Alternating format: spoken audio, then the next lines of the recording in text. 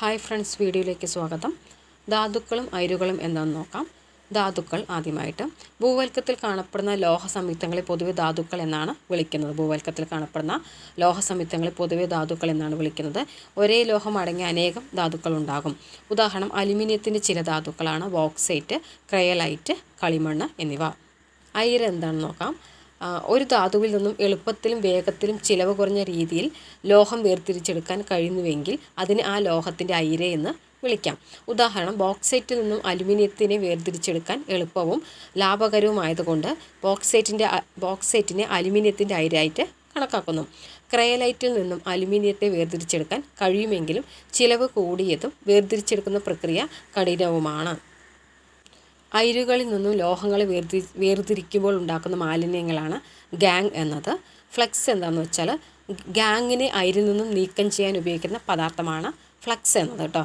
Slag എന്താണെന്ന് ചോദിച്ചാൽ ഫ്ലക്സുമായി gang കൂടിച്ചേരുമ്പോൾ ഉണ്ടാകുന്ന പദാർത്ഥമാണ് സ്ലാഗ് എന്നത് കേട്ടോ. ഒരയിരിൽ നിന്നും ശുദ്ധലോഹം വേർതിരിക്കുന്നത് വരെയുള്ള മുഴുവൻ പ്രക്രിയകളെയും ചെയ്യുന്നതാണ് ലോഹനിഷ്കർഷണം അഥവാ മെറ്റലർജി എന്നറിയപ്പെടുന്നത്. മെറ്റലർജി ഘട്ടങ്ങൾ 3 ഘട്ടങ്ങളാണ് കേട്ടോ. അയിരുകളുടെ സാന്ദ്രണം, സാന്ദ്രീകരിച്ച അയിരിൽ നിന്ന് ലോഹത്തെ വേർതിരിക്കൽ, ലോഹശുദ്ധീകരണം എന്നിങ്ങനെ 3 ഘട്ടങ്ങളിലൂടെയാണ് ഇത് കടന്നു പോകുന്നത്.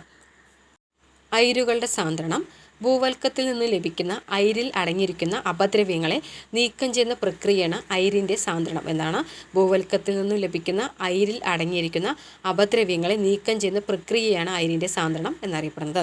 അയിരിൻ്റെയും അപദ്രവ്യങ്ങളുടെയും സ്വഭാവം അനുസരിച്ച് വിവിധ സാന്ദ്രണ രീതികളാണ് പറയുന്നത് കേട്ടോ. അപ്പം ജലപ്രവാഹത്തിൽ കഴുകിയെടുക്കൽ, പ്ലവന പ്രക്രിയ, കാന്തിക വിഭജനം, പീച്ച്, ഈ 4 രീതിയിലുള്ള സാന്ദ്രണ രീതിയാണ് അയിരുകളുടെ സാന്ദ്രണത്തിൽ ഉൾപ്പെടുന്നത്.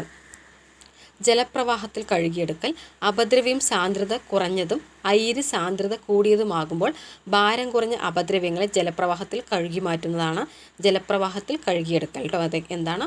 അപദ്രവ്യം സാന്ദ്രത കുറഞ്ഞതും അയിര് സാന്ദ്രത കൂടിയതുമാകുമ്പോൾ ഭാരം കുറഞ്ഞ അപദ്രവ്യങ്ങളെ ജലപ്രവാഹത്തിൽ കഴുകി മാറ്റുന്നു. ഉദാഹരണം ഓക്സൈഡ് അയിരുകളുടെ സാന്ദ്രണം, സ്വർണത്തിൻ്റെ അയിരുകളുടെ സാന്ദ്രണമൊക്കെ എന്തിനെതിരെ ഉദാഹരണങ്ങളാണ്. അടുത്തത് പ്ലവന പ്രക്രിയ. അപദ്രവ്യം സാന്ദ്രത കൂടിയതും അയിരിന് സാന്ദ്രത കുറഞ്ഞതുമാകുമ്പോഴാണ് ഈ പ്രക്രിയ ഉപയോഗിക്കുന്നത്. എന്താണ്? അപദ്രവ്യം സാന്ദ്രത കൂടിയതും അയിരിന് സാന്ദ്രത കുറഞ്ഞതുമാകുമ്പോഴാണ് ഈ പ്രക്രിയ ഉപയോഗിക്കുന്നത്. ഉദാഹരണം സൾഫൈഡ് അയിരുകളെയാണ് ഈ മാർഗം ഉപയോഗിച്ച് സാന്ദ്രണം ചെയ്യുന്നത്. കാന്തിക വിഭജനം. അയിരിനോ അപദ്രവ്യത്തിനോ ഏതെങ്കിലും ഒന്നിന് കാന്തിക സ്വഭാവമുണ്ടെങ്കിൽ സാന്ദ്രണം ചെയ്യാൻ ഈ മാർഗം ഉപയോഗിക്കുന്നു. മാഗ്നറ്റൈറ്റ് എന്ന ഇരുമ്പിൻ്റെ അയിരിനെ സാന്ദ്രണം ചെയ്യുന്നതിനും കാന്തികമല്ലാത്ത ടിന്നിൻ്റെ അയിരായ ടിൻസ്റ്റോണിൽ നിന്നും കാന്തിക അപദ്രവ്യമായ അയൺ ടങ്സ്റ്റണിനെ നീക്കം ചെയ്യുന്നതിനും ഈ പ്രക്രിയ ഉപയോഗിക്കുന്നു. അടുത്തത് ലീച്ചിങ് ആണ്. അനുയോജ്യമായ ലായനിയിൽ അയിര് ചേർക്കുമ്പോൾ അത് രാസപ്രവർത്തനത്തിൽ ഏർപ്പെട്ട് ലയിക്കുന്നു. ലയിക്കാത്ത അപദ്രവ്യങ്ങളെ അരിച്ചു മാറ്റുന്നു. അരിച്ചു കിട്ടിയ ലായനിൽ നിന്നും രാസപ്രക്രിയയിലൂടെ ശുദ്ധമായ അയിര് വേർതിരിക്കുന്നു. അലുമിനിയത്തിൻ്റെ അയിരായ ബോക്സൈറ്റ് ഈ രീതിയിലാണ് സാന്ദ്രണം ചെയ്യുന്നത്. സാന്ദ്രീകരിച്ച അയിരിൽ നിന്ന് ലോഹത്തെ വേർതിരിക്കൽ. ഇതിന് സാധാരണ 2 ഘട്ടങ്ങളാണ് ഉള്ളത് കേട്ടോ. സാന്ദ്രീകരിച്ച അയിരിനെ ഓക്സൈഡാക്കൽ, ഓക്സൈഡാക്കിയ അയിരിൻ്റെ നിരോക്സീകരണം. ഇനി സാന്ദ്രീകരിച്ച അയിരിൻ്റെ ഓക്സൈഡാക്കൽ എന്താണെന്ന് നോക്കാം. കാൽസിനേഷൻ. വായുവിൻ്റെ അസാന്നിധ്യത്തിൽ അയിരിനെ അതിൻ്റെ ദ്രവണാങ്കത്തേക്കാൾ കുറഞ്ഞ താപനിലയിൽ ചൂടാക്കുന്ന പ്രക്രിയയാണ്. ലോഹ കാർബണേറ്റുകളും ഹൈഡ്രോ കാർബണേറ്റുകളും വിഘടിച്ച് ഓക്സൈഡായി മാറുന്നു. അടുത്ത റോസ്റ്റിംഗ്.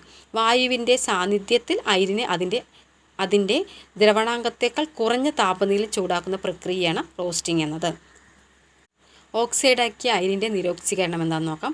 ഓക്സൈഡാക്കിയ അയിരിൽ നിന്ന് ലോഹം നിർമ്മിക്കുന്ന പ്രവർത്തനം നിരോക്സീകരണമാണ്. അനുയോജ്യമായ നിരോക്സീകാരികൾ ഇതിനായിട്ട് ഉപയോഗിക്കാം. ലോഹങ്ങളുടെ ക്രിയാശീലത്തിൻ്റെ അടിസ്ഥാനത്തിൽ ലോഹനിർമ്മാണ വേളയിൽ വൈദ്യുതി, കാർബൺ മോണോക്സൈഡ് എന്നിവ നിരോക്സീകാരിയായി ഉപയോഗിക്കുന്നു. ഉരുക്കി വേർതിരിക്കൽ എന്താണെന്ന് നോക്കാം. കുറഞ്ഞ ദ്രവണാങ്കമുള്ള ടിന്ന്, ലെഡ് എന്നീ ലോഹങ്ങളിൽ അപദ്രവ്യമായി ഉയർന്ന ദ്രവണാങ്കമുള്ള മറ്റ് ലോഹങ്ങൾ, ലോഹ ഓക്സൈഡുകൾ തുടങ്ങിയവ ഉണ്ടായിരിക്കും.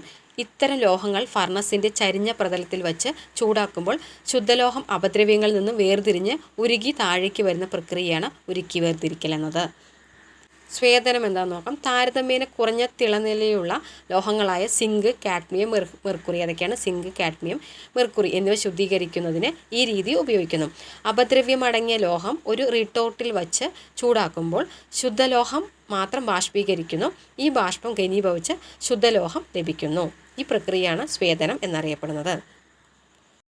വൈദ്യുത വിശ്ലേഷണ ശുദ്ധീകരണം നോക്കാം. ഒരു ചെറിയ കഷ്ണം ശുദ്ധലോഹം നെഗറ്റീവ് ഇലക്ട്രോഡായും ശുദ്ധീകരിക്കേണ്ട അപദ്രവ്യമടങ്ങിയ ലോഹം പോസിറ്റീവ് ഇലക്ട്രോഡായും ആ ലോഹത്തിൻ്റെ ലവണ ലായനി ഇലക്ട്രോലൈറ്റായും എടുത്ത് ലോഹം ശുദ്ധീകരിക്കുന്ന രീതിയാണ് വൈദ്യുത വിശ്ലേഷണ ശുദ്ധീകരണം എന്നത്. കോപ്പറിന് ശുദ്ധീകരിക്കുന്ന ഈ രീതിയാണ് ഉപയോഗിക്കുന്നത്.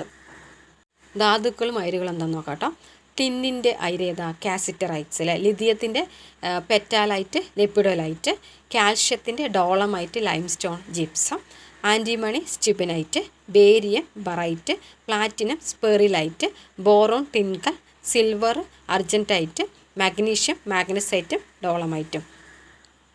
അലുമിനിയം ബോക്സൈറ്റ് ക്രയലൈറ്റ്, യുറേനിയത്തിൻ്റെ അയിരാണ് പിച്ച് ബ്ലെൻഡും കർണട്ടൈറ്റും. അതുപോലെ titanium ilmenite rutile, mercury cinnabar, zinc calamine zinc blende, നിക്കലിൻ്റെ പെൻഡാഡൈറ്റ്, തോറിയത്തിൻ്റെ മോണോസൈറ്റ്, സോഡിയത്തിൻ്റെ rock salt, Chile saltpetre, borax, ഇരുമ്പിൻ്റെ hematite, magnetite, iron pyrites, siderite. അതുപോലെ ലെഡിൻ്റെ ഗലീന ലിത്താർച്ച്, സെറുസൈറ്റ്, ചെമ്പിൻ്റെ മാലക്കൈറ്റ്, ചാൽക്കോലൈറ്റ്, ചാൽക്കോ പറൈറ്റ്.